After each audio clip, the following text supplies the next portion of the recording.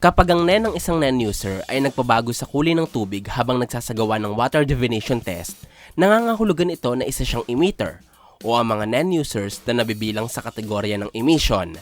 Ang mga emitters ay bihasa sa paghiwalay ng kanilang aura palayo sa kanilang katawan.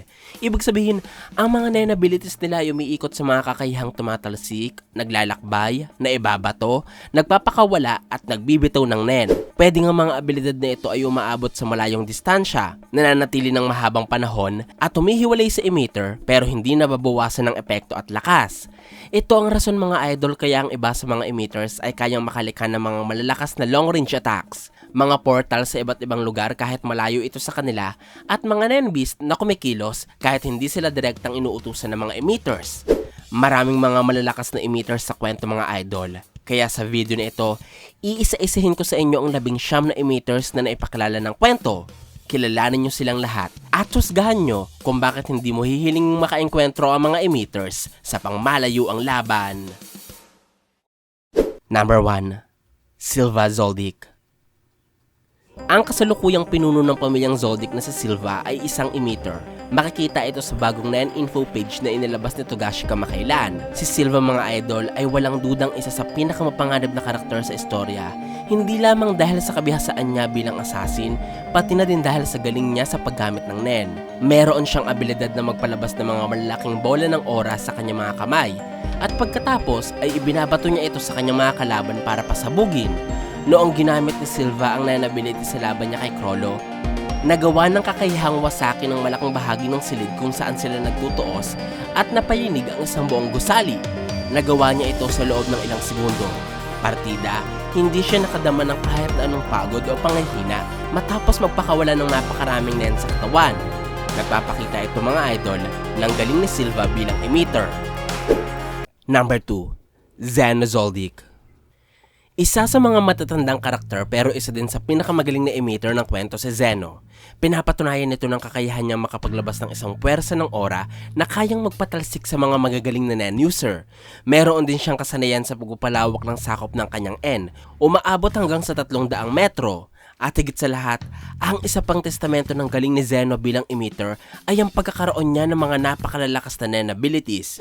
Si Zeno ay mayroong kapangyarihang magpalabas ng mga aura na hugis dragon. Pwede siyang magpakawala ng dragon na pwedeng sakyan at gawing transportasyon. Tinatawag niya itong Dragon Head. Maaari din siyang magbitaw ng dragon para atakihin ang kalaban. May pangalan nitong Dragon Lance. At nakakapaglabas din si Zeno ng daan-daan o libu-libong maliliit na piraso ng dragon sa kalangitan na may kakayahang butasin ng malalawak na lugar matapos sabay-sabay na bumagsak sa lupa. Ito ang Dragon Dive. Lahat ng mga NEN abilities na ito ay sobrang laki ng pakinabang sa iba't ibang sitwasyon. Kaya maaasahan si Zeno sa kahit na anong klaseng misyon. Number 3. Luini. Si Luini mga idol ay isa sa mga miyembro ng Haley family. Kaya nagkaroon siya ng sarili niyang emission ability sa tulong ng boss niyang si Morena Prudo.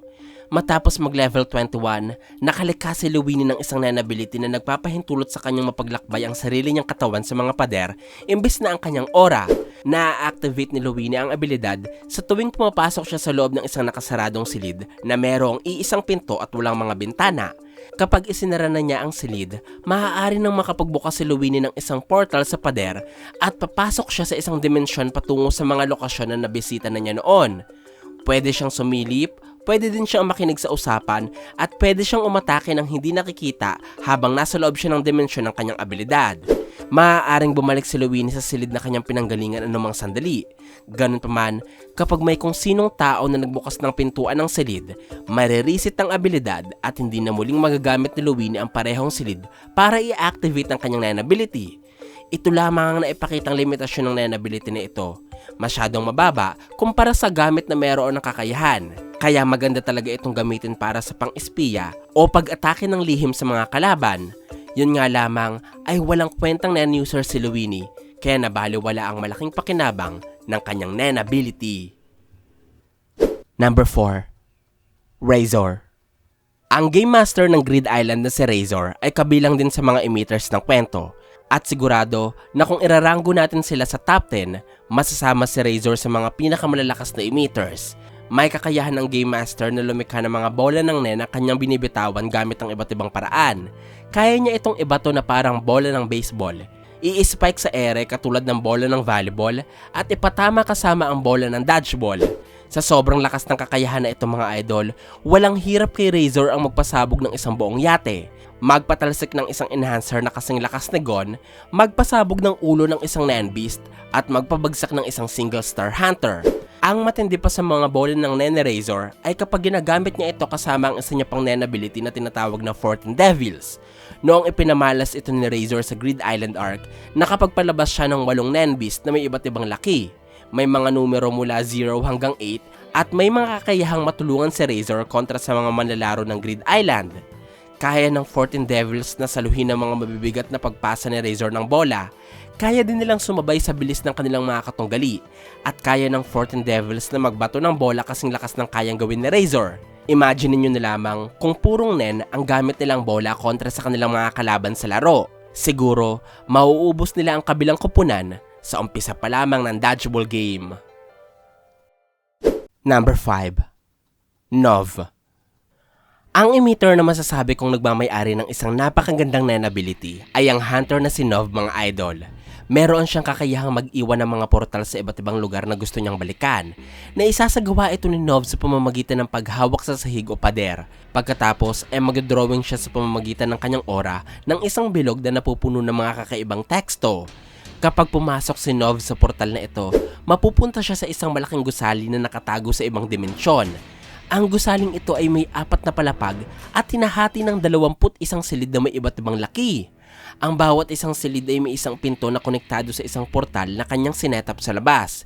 Isang pinto katumbas ng isang lokasyon. Pero kung gusto naman niyang gamitin ang pinto para lumabas sa kahit nasaang portal, kailangan niyang gamitin ang master key para buksan ang pintuan. Sa madaling salita, mga idol, gamit ang abilidad, pwedeng sumulpot si Nov sa iba't ibang lugar sa mundo sa loob lamang ng 1 minuto kung gugustuhin niya. Bukod dito, pwede niya din itong gamitin na parang isang trapdoor sa sahig na mabubuksan sa tuwing aapakan ng kanyang mga kalaban. At higit sa lahat, pwede din gamitin ni Nov ang kanyang mga portal para makapagsagawa ng supresang pag-atake sa kanyang mga katunggali. Kapag nakalapit ang hunter sa kanyang target, ginagamit ni Nov ang ikalawa niyang emission ability na tinatawag niyang Scream.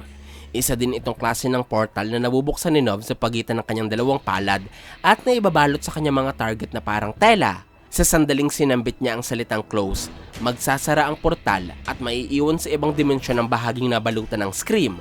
Magreresulta sa pagkaputol o pagkamatay ng kalaban. Number 6. Lynch Fulboco. Si Lynch ay ang babaeng miyembro ng Shio family na nagtataglin ng kakaibang emission ability. Ito ang Mindfulness, Body and Soul.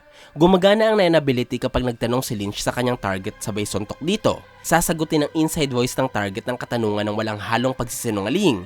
Si Lynch lamang at ang taong kanyang sinuntok ang makakarinig ng kasagutan, kaya mananatili itong lihim sa pagitan ng dalawa. Maliban na lamang kung ibinahagi din ni Lynch ang nalaman sa kanyang mga kasama. Ang maganda pa sa mindfulness ay pwede pa kumuha si Lynch ng karagdagang impormasyon kung hindi niya babaguhin ang kanyang tanong at susuntukin niya pa ng mas maraming beses ang kanyang target. Kaya bagay na bagay ang emission ability na ito sa pagkalap ng tama at kompletong impormasyon. Number 7. Sayird. Maaaring nakalimutan nyo na o hindi nyo kilala si Sayird.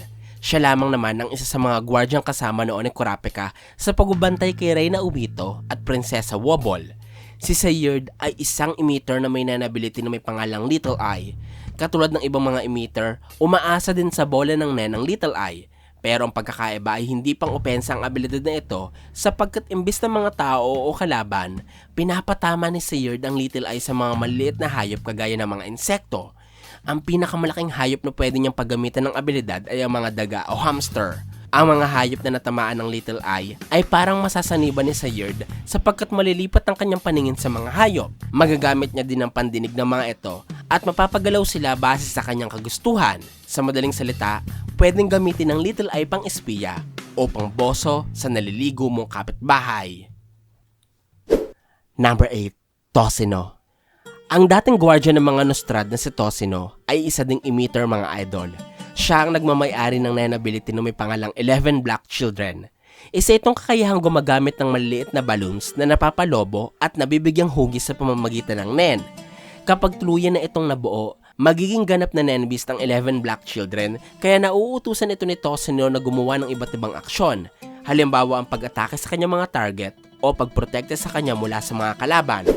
Katulad ng pangalan, 11 Nenbeast ang nalilikha ni Toshino, kaya madami din siyang bagay na pwedeng iutos sa mga ito. Ang problema ay hindi nila kayang gumawa ng mga komplikadong aksyon. Kaya, madali lamang silang matalo sa mano-manong laban ng mga kapwa Nen users ni Toshino. Ang masakla pa, hindi din ganun kabisa ang 11 Black Children pang depensa, kaya hindi nila naprotektahan si Toshino mula sa pag-ataking naging sanhi ng kamatayan ng gwardya. Number 9. Melody. Nakilala din natin bilang isa sa mga gwardya ng Nostrad si Melody. At ngayon ay sinusubaybayan pa din natin siya bilang gwardya naman ng ika-11 prinsesa ng Kake na si Fugetsu. Si Melody mga idol ay isang emitter na mayroong dual affinity sa manipulation. Ibig sabihin, ang mga Nen na pinapakawalan ni Melody bilang isang emitter ay nakakaapekto din sa isipan ng kanyang mga target. Dahil may kakayahan din siya ng mga manipulator. Si Melody ay nakakalikha ng mga napakagagandang musika gamit ang kanyang flute. Ang kung sino mang makakarinig nito ay sobrang maaantig at mahahalina sa musika, kaya nakakaranas sila ng iba't ibang epekto depende sa layunin ni Melody. Kaya ng musika ng Hunter na alisin ang pagod o pagalingin ng mga sakit na konektado dito sa pamamagitan ng kanyang musika. At kung gugustuhin ni Melody, kaya din niyang gamitin ang kanyang musika upang kuhain ang isip at puso ng maraming tao at ilagay sila sa isang mapayapang hardin na resulta ng hallucination. Dumadating pa sa punto na hindi namamalaya ng mga nakakarinig ang nangyayari sa kanilang paligid at ang paglipas ng oras dahil sa musika ni Melody. Isa itong napakagandang abilidad mga idol dahil bukod sa epekto ng musika, kaya ni Melody na panatilihin sa ilalim ng kapangyarihan ng kanyang mga target sa loob ng 3 minuto. At magagawa niya ito sa libu-libong tao ng sabay-sabay, basta marinig lamang nila ang musikang likha ni Melody. Number 10. Voconte. Ang Haley family ay maraming miyembro ng mga emitters. Isa sa kanila si Voconte. Siya mga idol ang nagmamayari sa abilidad na nagte-teleport sa mga taong pumapasok sa room 3101 at nagdadala sa kanila sa hideout ng Haley family. Ang tawag sa abilidad na ito ay Door. Ayon kay Nobunaga, ang Door ay isang landmine type ability.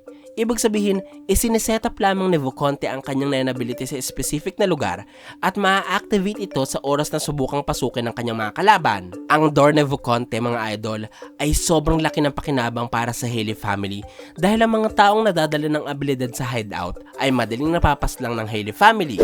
At ang mga malalakas na kalaban namang nakakapasok sa hideout ay pwede din agad palabasin sa pamamagitan ng Door na isinetap ni Voconte sa kanilang headquarters. May teorya pa nga ang Phantom Troop na maaaring ang Door ay magtapon sa kanila palabas sa barko diretso sa karagatan. Kaya sobrang ingat na ingat ang Mafia at ang Phantom Troop sa pagpasok sa iba't ibang pintuan. Number 11. Corollie. Ang isa pang miyembro ng Haley family na nabibilang sa kategorya ng emission ay si Corollie. Siya yung isa sa 3 miyembro ng Haley family na sumugod kay Hinrai pero tumakas matapos mamatay ang kanyang kasama. Alam na nating emitter si Corollie mga idol, pero hindi pa ipinapakita ng kwento ang kanyang Nen ability. Ang sa tingin kong rason nito ay dahil bibigyan siya ng may akda ng isang napakalakas na emission ability. Dahil sa ngayon, si Corollie ay level 51 na sa Contagion. Ibig sabihin, nagtataglil na siya ng sangkaterbang aura at mas malakas na Nen. Number 12. Terebellum. Ang huling kilala nating emitter na nagmula sa Haley family ay si Terebellum.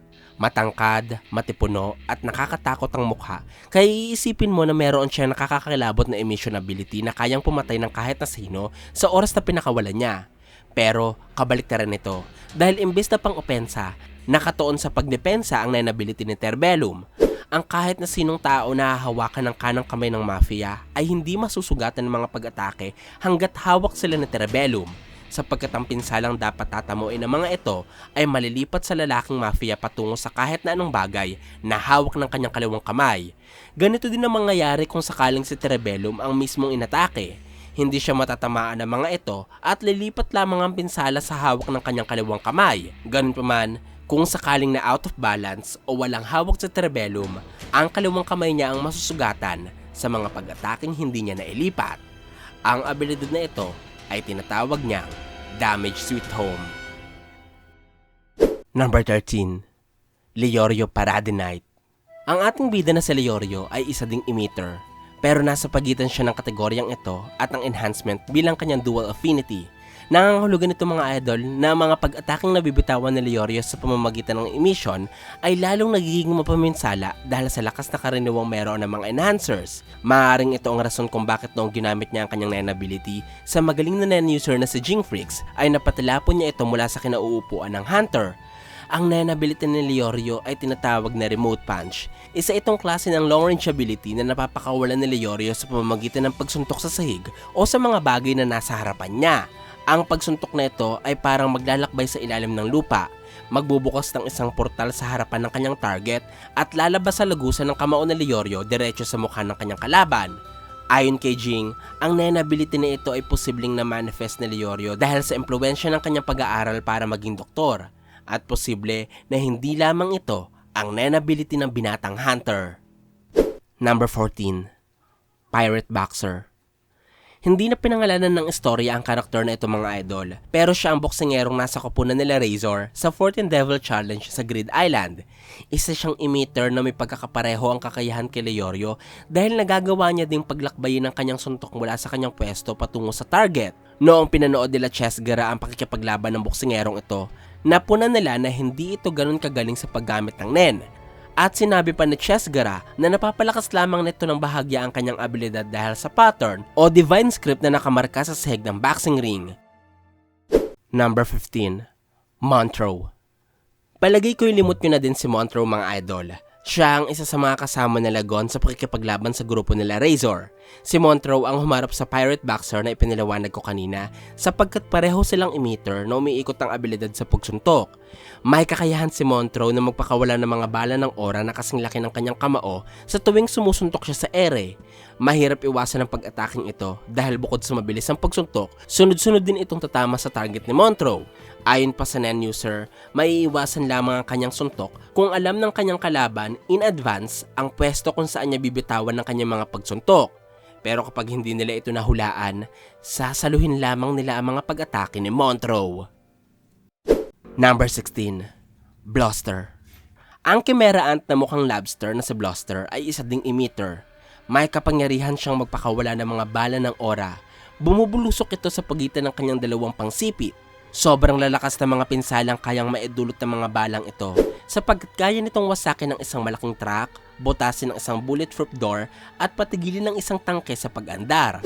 Ito ang rason kaya takot kay Bluster ang mga kapwa niya Chimera Ants katulad nila Welfin at Ikalgo dahil alam ng mga ito na kayang-kaya silang paulanan ng bala ni Bluster para paslangin. Number 17. Franklin Bordeaux.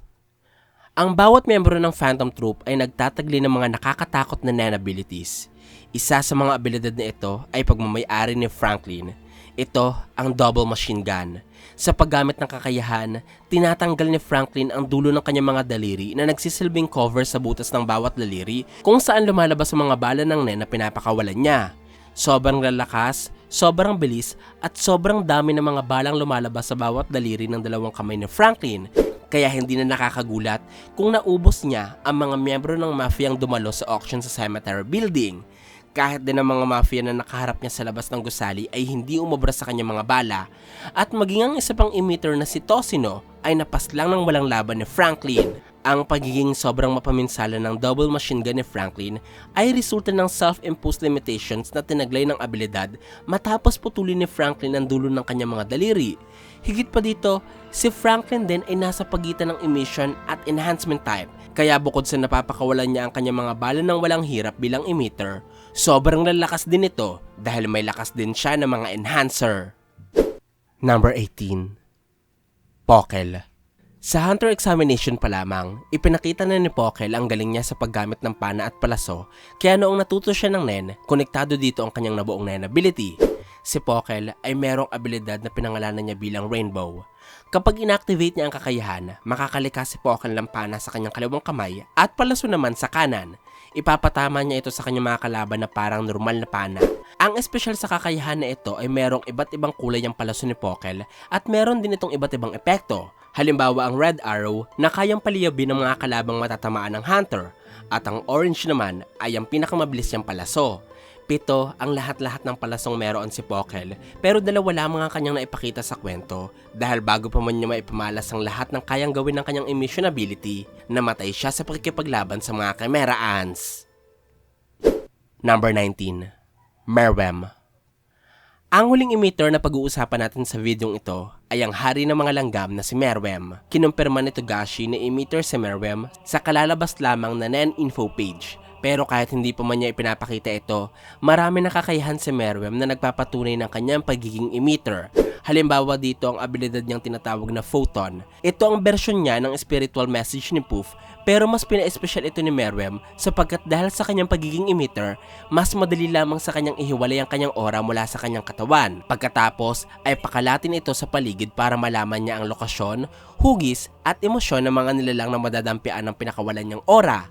At bukod dito, patunay din ng pagiging emitter ni Meruem ang paggamit niya ng mas pinalakas na Rage Blast ni Yuppie. Noong binitawan ni Meruem ang pag-atake, nagagawa niya ng ma-focus ito sa iisang direksyon at pasabugin ng kahit na anong matatamaan ng Rage Blast. Ang Photon at Rage Blast ay 2 sa mga kakayahang namana ni Meruem matapos niyang makain ng mga bahagi ng katawan ng kanyang mga Royal Guards. Siguro, kung nagbunga lamang ang plano ng mga Chimera Ants na pakainin si Meruem ng mga taong nagtatagli ng NEN, baka mas makikita pa natin ang iba't ibang NEN abilities ni Meruem na lalong pinapalakas ng kanyang pagiging emitter. Ito po ang aking paliwanag sa 19 na emitters ng Hunter x Hunter. Sana po ay nagustuhan nyo ang aking paliwanag. Kung meron pa po kayong tanong at gustong idagdag, ay huwag po kayong mahihiyang magkomento sa ibaba. At kung gusto nyo rin naman ang iba pang kwento ng anime, ay isearch nyo lamang ang JETV sa inyong mga social media accounts sa gaya ng YouTube at Facebook. Maraming salamat po sa inyong walang sawang suporta. Ako po si JE, hanggang sa muli!